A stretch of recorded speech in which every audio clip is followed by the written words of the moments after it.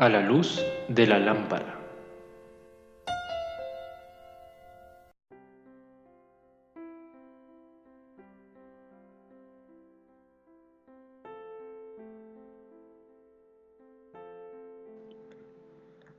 Hola y muy bienvenidos a esto que es A la luz de la lámpara. Hoy hablaremos sobre Madián o la tribu madianita.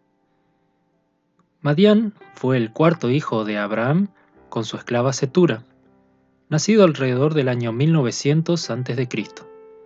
Según la concordancia Strong, la concordancia que analiza las palabras hebreas y griegas en su idioma original, su nombre significa todo lo que es contrario, rencilla, contienda, discordia o pleito. Y según veremos, sus descendientes hicieron honor a su nombre. Madián fue enviado junto a sus hermanos por Abraham fuera del territorio que pertenecería al heredero Isaac, cuando vivía en Kiriat Arba, en Hebrón, dándoles dones y los envió lejos de Isaac su hijo, mientras él vivía hacia el oriente a la tierra oriental. Génesis 25:6. Estos se asentaron al este del Golfo de Acaba, en la zona que actualmente pertenece a Arabia Saudí, en la ribera occidental. Si bien Madián se estableció en este lugar, algunos de sus descendientes fueron nómadas, como la mayoría de las tribus árabes lo eran. Son mencionados, juntos a los ismaelitas, en la caravana que viajaba a Egipto, donde José fue vendido por sus hermanos. Génesis 37:28 nos dice: Y cuando pasaban los madianitas mercaderes, sacaron ellos a José de la cisterna y le trajeron arriba, y le vendieron a los ismaelitas por 20 piezas de plata, y llevaron a José a Egipto. También vivían en ciudades, sin embargo, sus nombres no son registrados en las Sagradas Escrituras. Números 31:9 al 10 nos dice: Y los hijos de Israel llevaron cautivas a las mujeres de los madianitas, a sus niños y todas sus bestias y todos sus ganados, y arrebataron todos sus bienes, incendiaron todas sus ciudades, aldeas y habitaciones. Pero en esta historia ahondaremos más adelante. La tribu madianita habitó en conjunto con los moabitas en la península del Sinaí, en Sittim, valle del Jordán, en Ofra, tribu de Isaacar en Canaán, y en el valle de Jezreel cerca de Ofra. En la zona del Sinaí es a donde huyó Moisés luego de ser descubierto el asesinato del egipcio. Egipto poseía minas en la península del Sinaí, por lo que permanecer dentro del territorio de Faraón no era una opción viable. Allí conoció a Séfora, quien sería su esposa. Esta era hija de Jetro, también llamado Reuel o Raguel, quien era sacerdote de Madián. Éxodo 2:16 nos dice: Y estando sentado junto al pozo, 7 hijas que tenía el sacerdote de Madián vinieron a sacar agua para llenar las pilas y dar de beber a las ovejas de su padre. En su paso hacia la tierra prometida, los hebreos transitaron por los territorios madianitas y moabitas no sin algún inconveniente. En Números 22 nos relata cómo los hebreos tuvieron una rencilla con el rey de Moab, Balac, quien tuvo temor de perder su reino a manos del gran pueblo que avanzaba hacia sus dominios. Este rey acude al adivino, no profeta, Balaam, para que maldiga al pueblo, pero Dios se le opone y haciendo que Balaam bendiga a Israel en 4 ocasiones, profetizando verdaderamente, como dice el versículo 17, sobre la estrella de Jacob, el cetro de Israel, hablando acerca de Jesús. En Números 31 se narra la venganza de Jehová. Al comienzo del capítulo, Dios le ordena a Moisés reunir hombres para la guerra contra Madián y hacer la venganza. Debemos destacar que cuando Dios decide vengar, Él lo hace en su justa medida. Cuando el ser humano quiere vengarse por una ofensa o por el motivo que sea, siempre intenta que su venganza sea mayor, mientras que Dios retribuye en su justa medida. En el Cántico de Moisés, la palabra de Dios dice: Mía es la venganza y la retribución, a su tiempo sus pies resbalará, porque el día de su aflicción está cercano, y lo que les está preparado se apresura.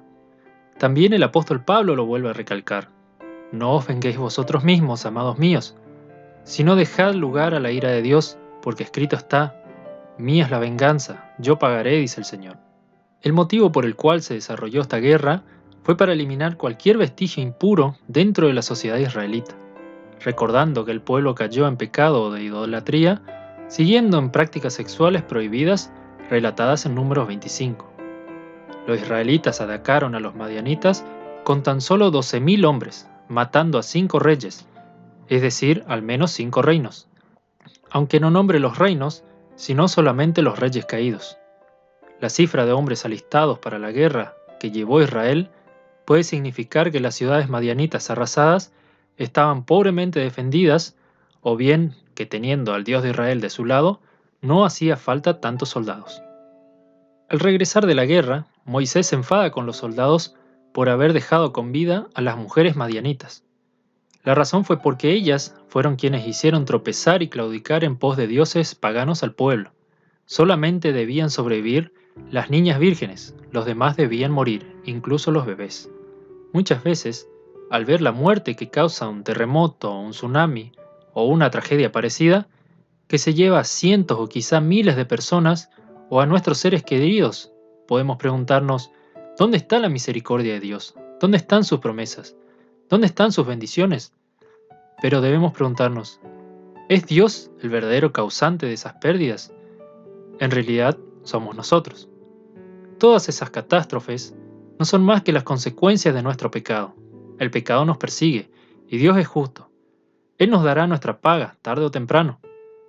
Así le ocurrió al pueblo madianita. Su pueblo fue castigado por haber hecho pecar a Israel. Por todos es conocida la historia de Gedeón, el valiente juez de Israel, que liberó a los hebreos del yugo madianita, relatados en Jueces, capítulos 6 al 8. El pueblo de Dios se había sentado ya, adoptando la vida sedentaria y construyendo las primeras casas y abandonando la vida nómada que aún practicaban los madianitas y los amalecitas. Los invasores se movilizaban en camellos, como nos dice Jueces, capítulo 6, el verso 5, porque subían ellos y sus ganados y venían con sus tiendas en grande multitud como langostas. Ellos y sus camellos eran innumerables. Así venían a la tierra para devastarla. Luego de destruir al ejército madianita, Gedeón fue aclamado y le pidieron que fuese señor, como erigiéndolo por rey, a lo que él responde: no seré señor sobre vosotros, ni mi hijo os señorará. Jehová señorará sobre vosotros. Y les dijo Gedeón: quiero haceros una petición, que cada uno me dé los zarcillos de su botín, pues traían zarcillos de oros, porque eran ismaelitas. Ellos respondieron: de buena gana te los daremos. Y tendiendo un manto, echó allí cada uno de los zarcillos de su botín, y fue el peso de los zarcillos de oro que él pidió, 1.700 siclos de oro, sin las planchas y joyeles, y vestidos de púrpura que traían los reyes de Madián, y sin los collares que traían sus camellos al cuello. En el momento que llegaba el tiempo de la vendimia, avanzaban cual langostas, según el propio relato bíblico, y se apropiaban de las cosechas. En una visión, el profeta Isaías ve a dromedarios provenientes de Madián trayendo riquezas. Multitud de camellos te cubrirá, dromedarios de Madián y de Efa. Vendrán todos los de Sabá, traerán oro e incienso, y publicarán alabanzas a Jehová. No sabemos cómo Gedeón pudo comprender la lengua madianita. Lo más probable es que hablaran un idioma muy parecido al hebreo, como es el caso del hebreo y el arameo. Las lenguas se parecen mucho. El hecho de que Israel estuviera 7 años bajo la opresión por parte de los madianitas no parece ser de fundamento muy sólido para que Gedeón pudiera aprender el idioma, por lo que los madianitas solo venían a robar las cosechas, no los tenían esclavizados como en Egipto. Hablamos más atrás sobre que los madianitas hicieron tropezar al pueblo de Israel con Baal. Ahora analizaremos un poco en qué consistía su culto. Baal era el dios de la fertilidad de los cananeos, y su adoración se extendió a toda Canaán. Por ello, vemos que muchos otros pueblos tenían un lugar especial en su panteón para él. Por lo general, se lo representaba como un toro joven, y aún hoy se pueden ver en muchísimas imágenes al toro como alegoría de la fertilidad. Tal vez el relato más antiguo de su adoración del cual se tenga registro se encuentra en Éxodo 32. Este nos relata que, tardándose Moisés, la gente comenzó a murmurar y pidieron a Aarón que les hiciera dioses, y éste le hizo una figura de un becerro hecha con el oro que el pueblo le había dado. Entonces vemos cuán fácilmente los hebreos se corrompían. Estas eran personas muy fáciles de influenciar. Y esto nos ocurre a veces a nosotros. Nos presentan algo muy bonito que desvía nuestra mirada. Es como siempre digo, el hombre necesita creer en algo palpable. Por eso le fue tan difícil creer en el Dios de Moisés. Pero tampoco es una excusa. Si ellos vieron las señales y prodigios y no creyeron, cuánto más grande nuestro galardón que sin ver creímos. Pero sin embargo, sentimos al Dios de los cielos. En cuanto dejaron atrás a Balaam y se situaron en Sittim, al otro lado de la orilla del Jordán, los hebreos que pronto comenzarían a tomar posesión de la tierra se perdieron tras las mujeres madianitas y moabitas y sus dioses paganos.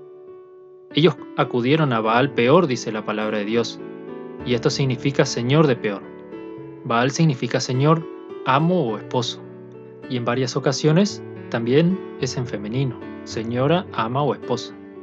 En algunas ocasiones, los cananeos hacían sacrificios humanos para apaciguar la ira del Dios. Según los expertos, la fecha del 19 de abril era el día elegido para comenzar con los sacrificios, y estos tenían una duración de 2 semanas aproximadamente. También que el Arco del Triunfo de Palmira, ubicado en Siria, el cual fue dinamitado por Estado Islámico en octubre de 2015, declarado Patrimonio de la Humanidad por la UNESCO en 1980, estaba relacionado con el culto a Baal. En 2016 se realizó unas réplicas con impresoras 3D de este arco y fue revelado en Londres. ¿Y cuál fue la fecha elegida? El 19 de abril. Un versículo clave para entender esto que queremos decir se encuentra en Jeremías 19:5. Y edificaron lugares altos a Baal para quemar con fuego a sus hijos en holocaustos al mismo Baal, cosa que no les mandé, ni hablé, ni me vino al pensamiento.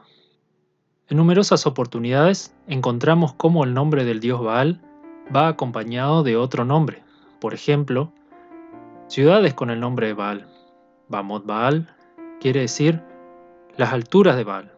Baal Meón quiere decir señor de la habitación. Kiriat Baal quiere decir ciudad de Baal. Baalaat Beer quiere decir ama del pozo. Baal Gad quiere decir dueño de Gad. Baal Amón quiere decir dueño de una muchedumbre. Baal Azor quiere decir dueño del poblado. Baal Hermón quiere decir dueño de Hermón. Baal Perasim quiere decir señor de roturas. Baal Salisá quiere decir dueño de Salisá. Baal Tamar quiere decir dueño de la palmera. Baal Zephón quiere decir dueño del norte. Luego tenemos los Baales vinculados a algún efecto. Baal Berit, que significa señor del pacto. Baal Zebub, que significa señor de las moscas. El culto a este dios se caracterizaba, como muchos otros dioses paganos antiguos, por la prostitución, según leemos en Números 25, la autoflagelación y alimentos sacrificados al ídolo. La esposa del rey Acab, Jezabel, fue una fuerte promotora del culto a Baal, llegando a tener 450 profetas.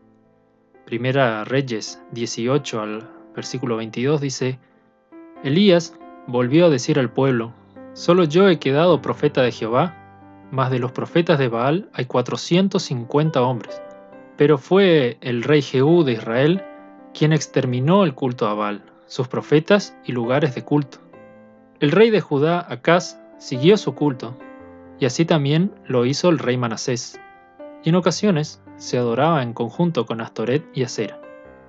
En la actualidad se festejan los carnavales, es decir, carne a Baal, donde el desenfreno y el descontrol toman parte.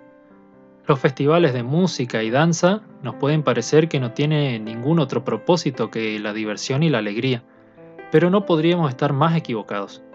A lo largo del tiempo, se han conocido diversos ritos en los que las personas llegan a un estado de éxtasis mediante la música y finalizan en actos inmorales de índole sexual, no sin antes ingerir bebidas alcohólicas o en el pasado hierbas y especias que hacían perder el control a los participantes. Durante los carnavales, hombres y mujeres bailan al son de la música semidesnudos o desnudos por completo.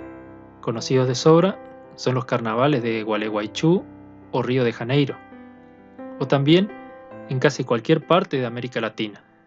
Estas fiestas, que nos pueden parecer simpáticas o incluso parte del folclore de la región, están vinculados estrechamente a la adoración a Baal y otras clases de cultos satánicos. Como hemos dicho, el toro es una representación común de Baal, también lo son los cuernos. Y bien amigos, esto es todo por hoy. Recuerde que estas son nuestras redes sociales, las que aparecen en pantalla. Espero que les haya gustado, se haya entretenido, se haya informado, para que profundice también en la palabra de Dios. Manténgase atento al porvenir y sintonícenos próximamente en A la Luz de la Lámpara. Muchas gracias y hasta la próxima.